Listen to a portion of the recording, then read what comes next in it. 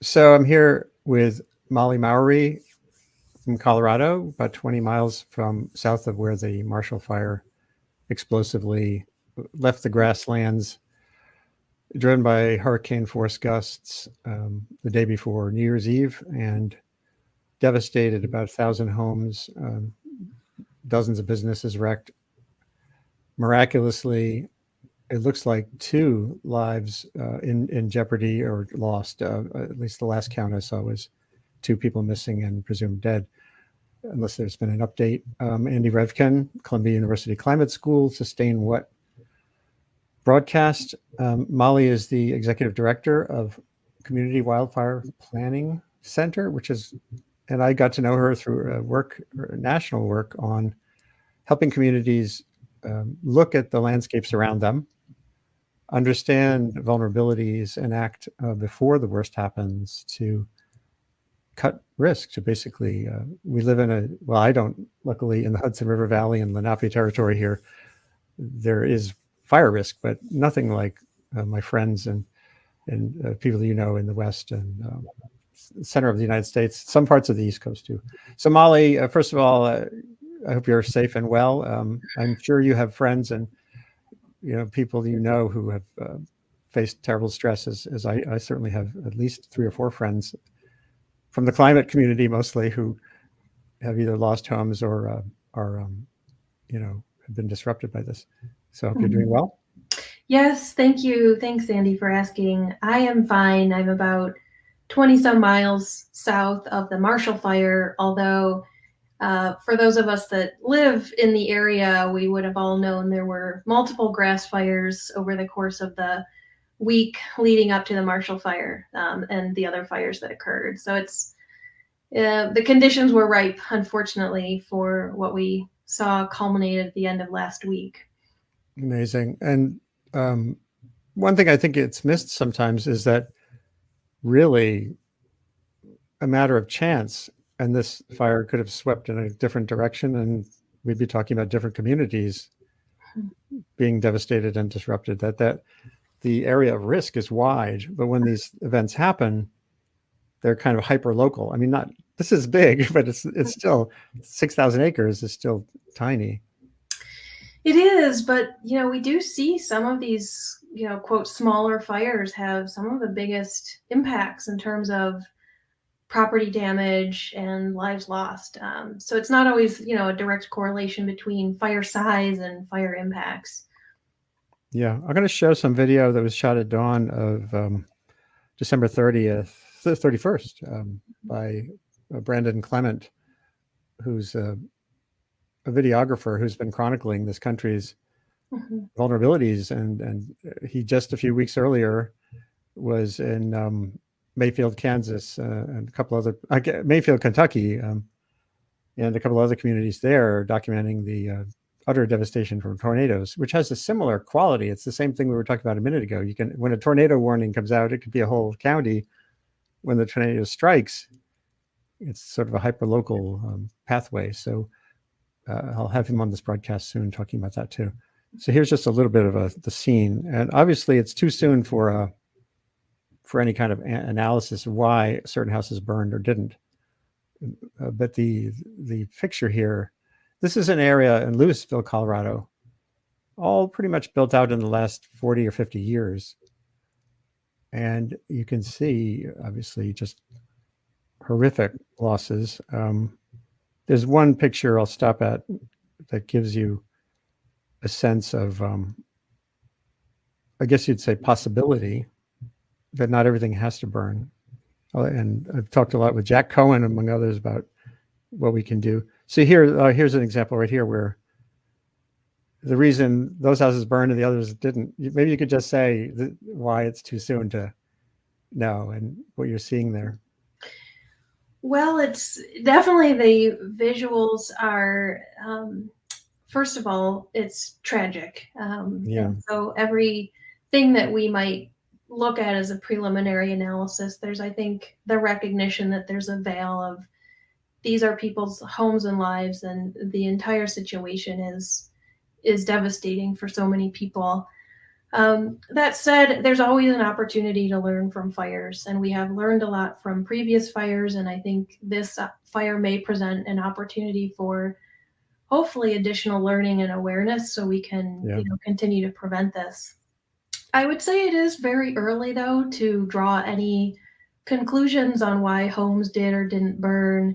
And I say that because having been involved in post fire analysis or reading others, the work of Dr. Cohen or Dr. Quarles, for example, until someone is on the ground able to study some of those very local conditions and factors, it can be very difficult to draw too many conclusions at this point. And now, of course, our challenge is there's snow on the ground, and so that potentially disrupted a lot of ability to look at some of those fine-grained details that may lead to a conclusion on what those factors were for ignition. Yeah. So this is a week for extremely intensive recovery and of people's lives, work to get people housing and everything that they've lost, and then work on the investigation comes, and then comes the analysis. And I kind of like to think about building forward safer more than building back. The building back sometimes feels to me like not the right signal, but we'll see how that all plays out here too. I think what we can say, though, from the footage and confirms what we have seen many times, unfortunately in California, is the home-to-home ignition component. And so we're very aware of these urban settings where there's higher density homes and losses that occur when those embers get into a neighborhood and they begin to burn, and the conditions are unfortunately set up for that home-to-home ignition unless there were very intentional ways to break that cycle. Yeah, and so all it takes is a weak link, essentially, one link in the chain, and you can have a lot of combustion all of a sudden. Well, and in this case, I think historically this really wasn't seen as an area in Colorado that would be at the same perhaps level of risk than other areas. What's interesting, though, is this isn't entirely unprecedented. We've had fires in, Colorado Springs had one of their worst fires in terms of loss of life in 1950 in January. I think 9 people died in that fire. It was a vegetation fire. We had a Super Bowl Sunday fire a few years ago in February. So this isn't, I hate to say it this way, but it's not entirely unprecedented. It's shocking. But these conditions have existed in this state during certain times, during dry winter periods. Right. Yeah, and these high winds are that area is pretty famous for these downslope winds. Exactly. Yeah. And as you know, I'm sure already, we got an inch or less of rain in 6 months preceding it. So it was really set up for, terrible situation. Yeah. So talk a little bit about what you do, and then I want to get back to the Boulder County sense of next steps. Sure. So we focus our work on helping communities around primarily the Western U.S. We really focus on land use planning. How can communities better plan for, through land use tools, the wildland-urban interface? So, we may not be able to avoid all of these terrible situations and outcomes, but we can certainly plan for it. We're, through our research, raising awareness of what the WUI is. I think there's a misconception. Can you remind people what it is? Yes, I think there's a misconception. It's not like hooray, WUI. I know it's a terrible term for it. I should say it's a clunky term. Yeah. It's not one that rolls off the tongue. The wildland-urban interface, the WUI, is an area where, quite honestly, we need to think about it as a set of conditions as opposed to this place off in the woods historically where, homes would burn, or maybe more rural areas. So the wildland-urban interface is anywhere that has the conditions set up for where a wildfire can ignite and sustain itself. And, Unfortunately now we need to also look at homes as fuel. It's not just trees that burn, it's Right. other urban fuels that we need to consider as part of our preparation. My friend Stephen Pine, who calls this era the Pyrocene because we're sort of burning everything, Yeah. fossil fuels, homes. The other day in an email exchange, he was saying, essentially, in a situation like this, what we've done is we've moved a forest, meaning the components of the wood, into very dense neighborhoods. So we're sort of like we have to think of Superior, these areas, perhaps as the equivalent of a forest. So when that grassland fire comes to that edge, and there's a lot of stuff there that can burn. It was the first time I thought about it that way. And obviously, it's not just wood; it's also automobile gasoline and propane tanks in the backyards and all kinds of things fire would love to get a hold of. Right. It's really a continuity of fuels. It's just a different type of fuel. So Yeah. where it moves from grass to homes or fences, decks, that's how our disasters are unfolding. And there's no, you kind of have to work at every link in this chain, right? We talked about the chain of houses in a community, but you have climate change, which slowing climate change would be beneficial. You have invasive grasses, which are out there sopping up the rain during the wet spring and waiting to burn in the fall or winter. You have, as we were just saying, communities where you have very dense neighborhoods, and it's sort of an all of the above problem. That feels like a really hard problem to get a community and or governments to focus on. It is. It really is. And I think I can't remember who said this the other day in one of the articles I read. So unfortunately, I can't credit them. But he really broke it down into, we have to look at this as a twofold kind of way to move forward. One is the immediate threat of wildland urban interface fires. What can we do about it? And then meanwhile, on a parallel track, we have to look at climate change adaptation and solutions. And so we can't just, I don't think anyone really is picking one or the other, but it's almost like we have to face both problems at the same time. Right. And some of them, we only have so many resources and capacity to do this. So we really have to be strategic in the way we tackle both. Yeah. And one thing I think, I've read about climate change since the 1980s, which drives me crazy to think that sometimes. Yeah. And I tend to put it in the foreground, but one of the things I learned halfway through was about the inertia in the system. So even if somehow the world got onto a Paris emissions track, that doesn't do anything for wildfire risk for at least 2 or 3 decades before you'd notice some signal of that. And that leads me to personally to focus a lot of my reporting on the resilience and risk reduction, vulnerability reduction, particularly in the foreground. And my friends who are climate centric kind of sometimes they don't seem to get that either. They're just so eager to push their message that they miss that there's more than one thing to work on. It is. It's so complicated. I think a microcosm of that is in our wildfire world where, we have this perpetual question of, well, if high density residential neighborhoods or, homes with, that are tightly packed together burn so easily, why don't we build with these, a lower density in mind, meaning the homes are more spaced out and there's greater setbacks. So these homes don't threaten their neighbors.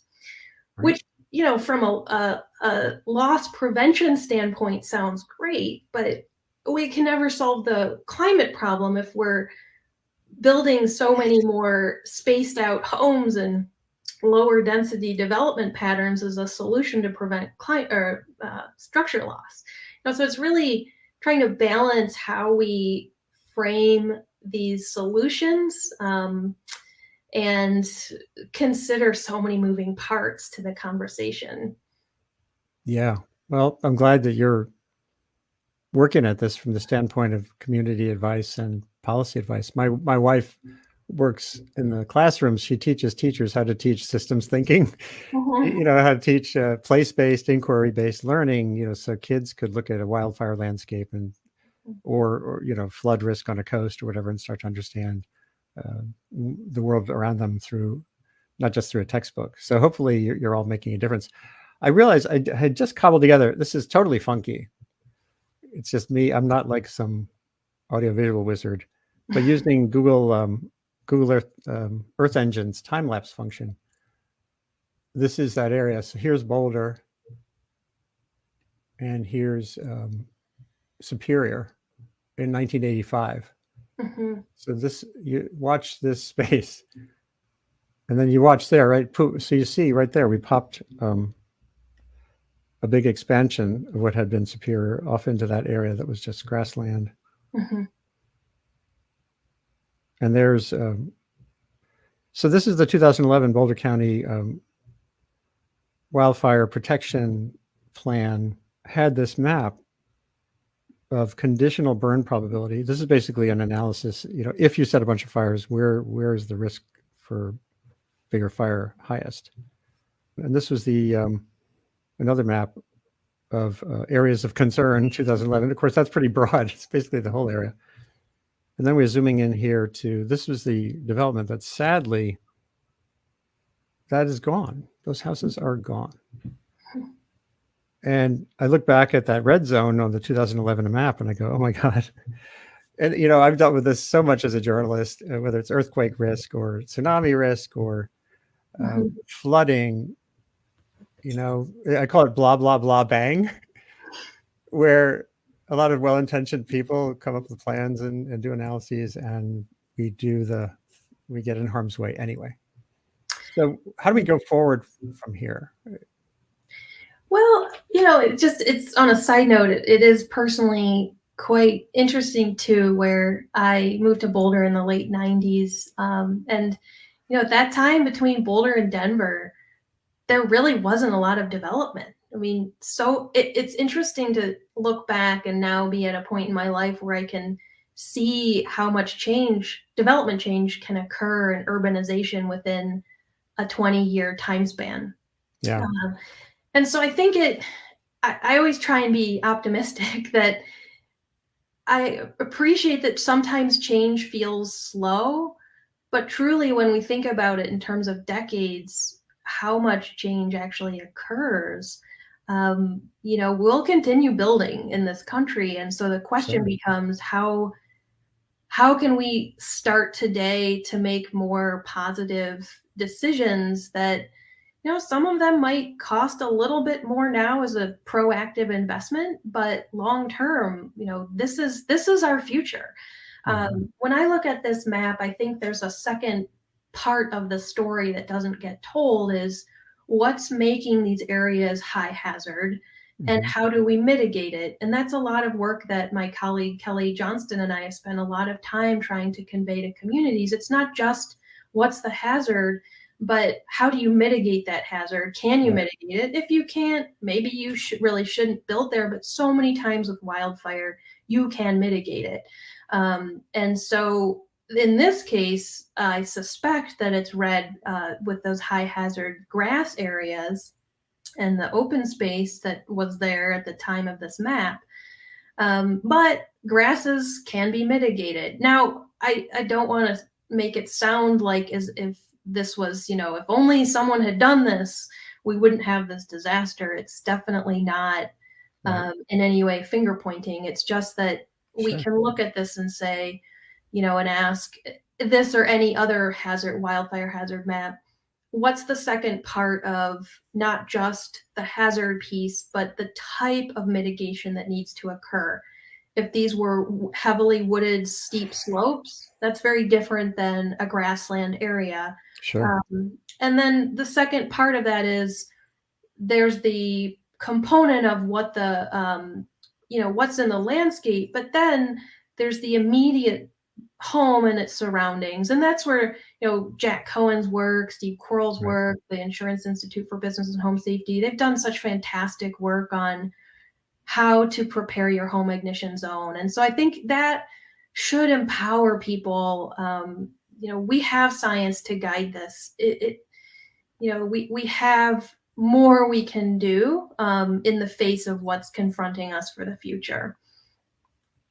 Well, this is a great message to take forward.